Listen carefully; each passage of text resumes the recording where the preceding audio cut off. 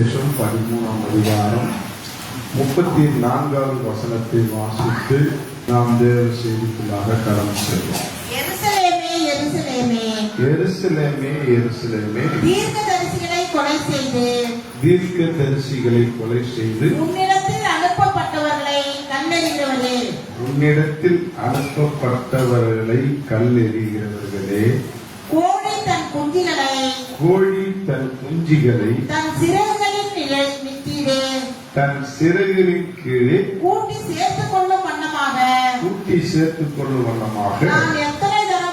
நான் எத்தனை தரமோ உன் பிள்ளைகளை கூட்டி சேர்த்துக் கொள்ள மனதாயிருந்தேன். உங்களுக்கோ மனதில்லாமல் போயிற்று. அதனாலே இந்த வார்த்தை இன்றைக்கு ஒரு வித்தியாசமான கோணத்தில் ஆண்டு நம்மோடு இடைப்படுகிறார். ஏன்னா இன்னைக்கு ஆண்டவர் நம்ம எல்லாரையும் கூட்டி சேர்க்கிறதுக்கு ஆசைப்படுகிறார். நமக்கு தான் மனதில்லை. இந்த வார்த்தையை நான் இன்றைய நாளிலே நான் உற்று கவனிக்கும் போது அங்க பார்க்கிறேன், உங்க பிள்ளைகளை கூட்டி சேர்த்துக் கொள்ள மனதாயிருந்தேன், உங்களுக்கோ மனதில்லாமல் போயிற்று. உங்களுக்கோ அப்படின்னா யாருக்கு? உன் பிள்ளைகளை சொல்றாரு. யாரை பத்தி பேசிட்டு இருக்கிறாரு? நம்மகிட்ட தான் பேசுறாரு.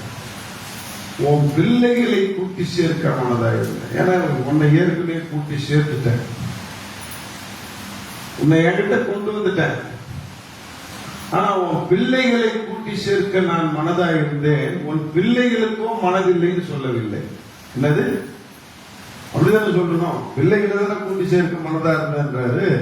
ஆனா பிள்ளைகளுக்கோ மனதில்லை, உன் பிள்ளைகளுக்கோ மனதில்லைன்னு சொல்ல வேண்டிய ஆண்டவர் இங்க என்ன சொல்றாருன்னா மாத்தி சொல்றாரு. என்ன மாத்தி சொல்றாரு? உங்களுக்கோ மனதில்லை என்று. யாருக்கு மனசு இல்லையா? பெற்றோராகிய நமக்கு மனசு இல்லை. எனக்கு ஒரு வித்தியாசமா இருக்கு. என்ன ஆண்டவரே, உன் பிள்ளைகளை கூட்டி சேர்க்க ஆசையா இருந்தேன், ரைட், ஓகே. அவன் பிள்ளைகளுக்கு மனசு இல்லைன்னு சொல்லியிருந்தா தேவலாம்.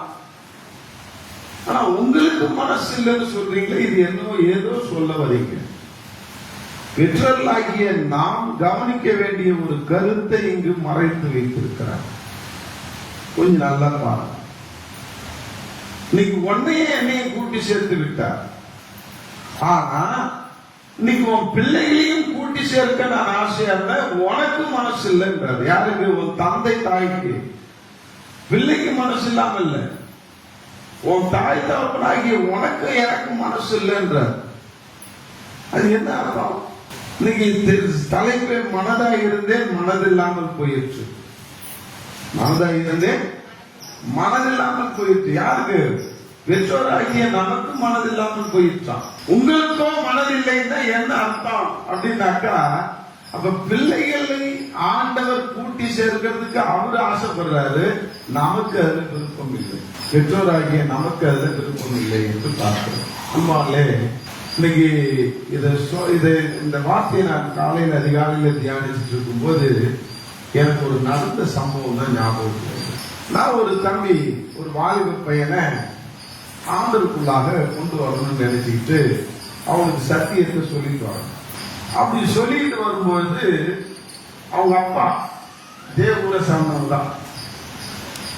அவங்க அப்பா சொல்றாரு மகன்கிட்ட, தம்பி கேசவன் பேச்சை கேட்டுட்டு மட்டும் அங்க போயிடாங்க.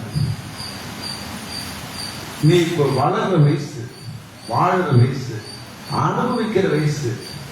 நல்லா சினிமா தியேட்டருக்கு போ, நல்ல பன்னெண்டில் இருக்கிற ஒரு கோயில் விடாத, எல்லா கோயிலுக்கு போய் சைட் அடி.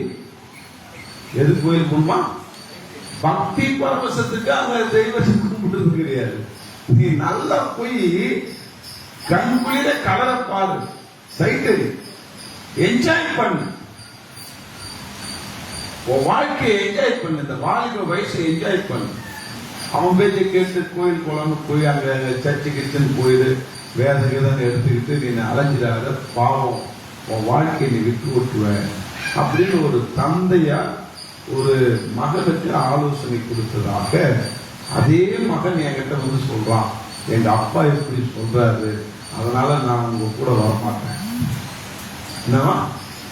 உங்க கூட வரமாட்டேன், நான் சினிமாவுக்கு தான் போவேன். நீங்க சொல்றதை நான் கேட்க மாட்டேன், நான் இந்த வயசுல அனுபவிக்கணுமா? அவன் சொல்றான், என்னது இந்த வயசுல நான் அனுபவிக்கணுமா? அப்புறம் நீ எந்த வயசுல அனுபவிக்க முடியாது. அனுபவிக்கிறாரு. இப்ப நல்லா குடியும் கொடுத்தனமா இருக்கிறாரு. இப்ப குடியும் கொடுத்தனமா இன்னைக்கு வாழ்ந்துட்டு இருக்கிறாரு. இன்னைக்கு கண்ணீர் கண்ணீர் கண்ணீர். அவங்க அப்பாவை நீ கண்ணீர் சேர்த்து வடிக்கிறாரு. ஐயோ அன்னைக்கு புத்தி கட்டத்தனமா நான் அப்பாரு. அவருக்கு மனசு இருந்தது. யாருக்கு? அந்த பிள்ளைக்கு மனது இருந்தது. யாருக்கு மனது இல்லை? அந்த தகப்பனுக்கு மனது இல்லை. இன்னைக்கு அவரு கண்ணீரை அறுக்கிறார் பிள்ளையாக. பிள்ளையினுடைய ஒழுங்கற்ற ஜீவியம் இன்னைக்கு தகப்பனுக்கு கண்ணீரை வடித்துக் கொண்டிருக்கிறார். இன்னைக்கு ஃபீல் பண்றார், உண்மையில அன்னைக்கு நானே தப்பு பண்ணிட்டேன். அன்னைக்கு உன் பேச்சை கேட்க சொல்லி உன்கிட்ட நான் அனுப்பி இருக்கணும், உங்ககிட்ட நானே மூவ் பண்ணி இருக்கணும், என் பிள்ளைக்கு நல்ல அட்வைஸ் கொடுக்குன்னு சொல்லி இருக்கணும். அன்னைக்கு நான் இப்படி சொல்லி அனுப்பி அவனை வந்து என்ன செஞ்சேன்? காசு கொடுத்து நான் சினிமாவுக்கு அனுப்புறேன், காசு கொடுத்து கோயிலுக்கு அனுப்பி சைட் அடின்னு சொன்னேன். அவரு ஒத்துக்கிறார். இக்காலத்துல இப்படியும் பெற்றவர்கள் இருக்கிறார். இதெல்லாம் சும்மா எழுதி வச்சது ஆண்டவர். எனக்கு இதை படிச்சு இதை கொஞ்சம் உற்று நோக்கும். உங்களுக்கோ மனசு இல்லைன்னு பெற்றோரை பார்த்து சொல்றாரு. ஏன் பெற்றோருக்கு மனசு இல்லையா அப்படின்னு கேட்கும் போது, உண்மையிலே பெற்றோர்கள் என்ன செய்யறாங்க? பிள்ளைகளை எப்படி வளர்க்கிறார்கள் அதை கொஞ்சம் சொல்லி கொடு. இன்னைக்கு அவங்களுக்கு மனசு இல்லாம இன்னைக்கு அவங்க என்ன செய்யறாங்க? பிள்ளைகளுடைய மனசு போனக்கூடாதுன்னு நினைச்சு அவங்க வாழறாங்க. பிள்ளைகளுடைய மனசு போனால அடிச்சு வளர்க்கிற வயசுல அடிச்சு வளர்த்தாக்க பிள்ளை ஆசீர்வாதமா இருப்பான் என்பது தெரியல. பாசம் கண்ணை மறைக்குது. பாசம் கண்ணை மறைக்குது. அதனால நீ அப்படி அவங்களுக்கு சொல்லி கொடுக்காத. இந்த இதுல மறைந்து கிடக்கிற சத்தியத்தை சொல்லி கொடு அப்படின்னா. அதனால இன்னைக்கு நம்ம ஒரு 4 ஸ்டேஜிய இன்னைக்கு சண்டே கிளாஸுக்கு பிள்ளைங்களை அனுப்புறோமா அப்படின்னாக்கா கொஞ்சம் யோசிப்பாங்க.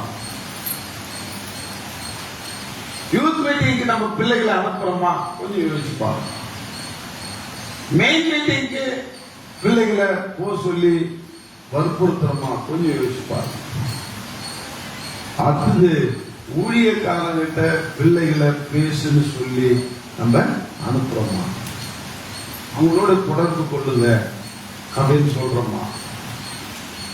இதெல்லாம் யாரு செய்யறாங்களோ நிச்சயமா அந்த பிள்ளை கடவுளுக்குள்ளாக வளரும். பிள்ளை பெற்றோருக்கு அது ஆசீர்வாதமாக.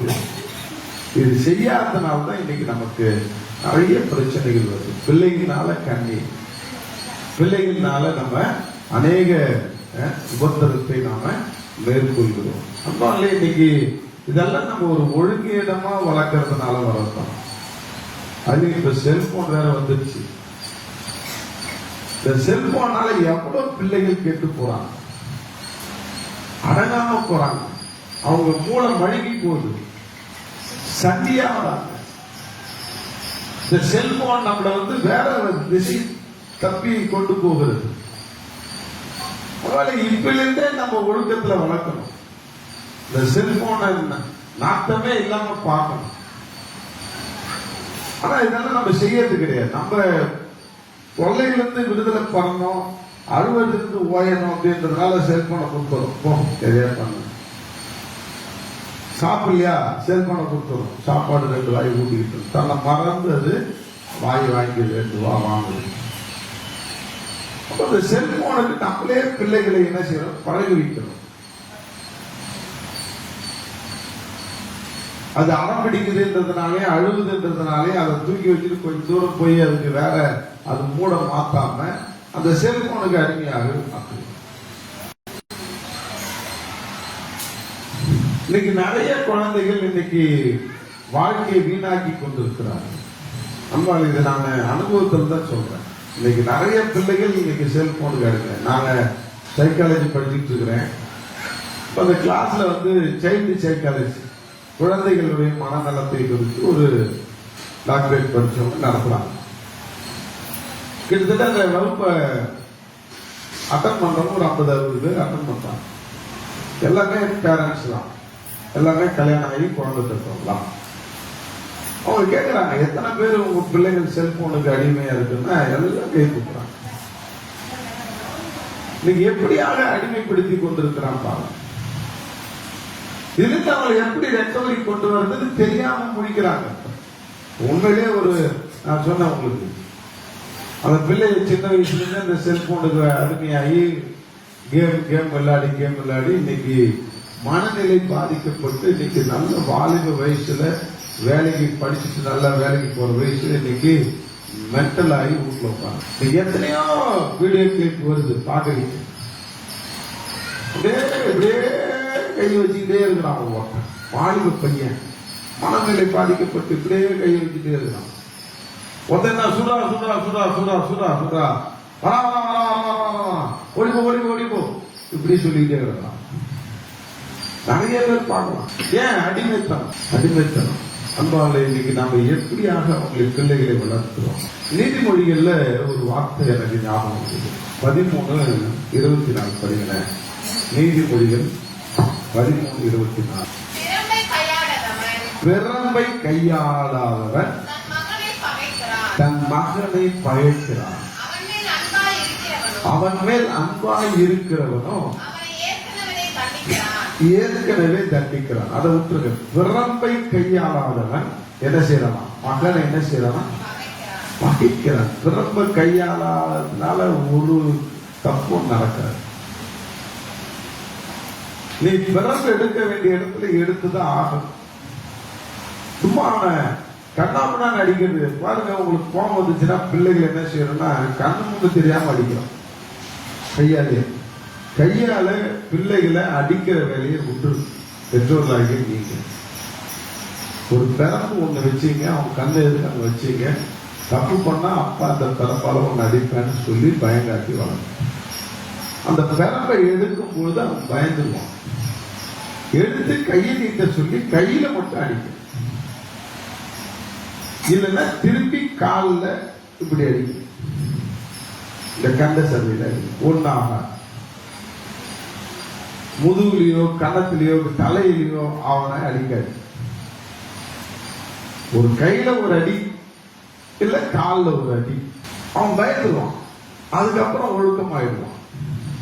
ஆனா நாம என்ன செய்யறோம்னா அவனை செல்லம் கொஞ்சிக்கிட்டு போனை கொடுத்துக்கிட்டு அவனுக்கு கேட்கறதுலாம் வாங்கி கொடுத்துட்டு திடீர்னு உனக்கு மீறி ஏதாவது செஞ்சுட்டானாக்கா கண்ணு மட்டும் தெரியாம அடிப்போம். முதுகுல மூஞ்சில எல்லாத்துலயும் கோபம் வர மாதிரி அடிச்சு.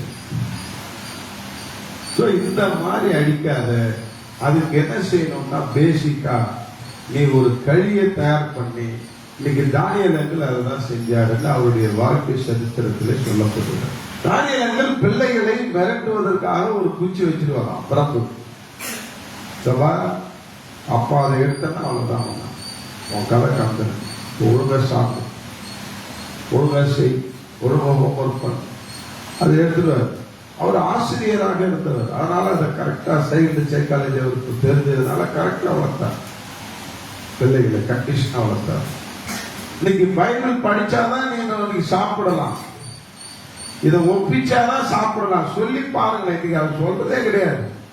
பைபிள் படிச்சேன் ஒரு வார்த்தை சொல்லு, ஒரு மனப்பாடம் பண்ணி சொல்லு.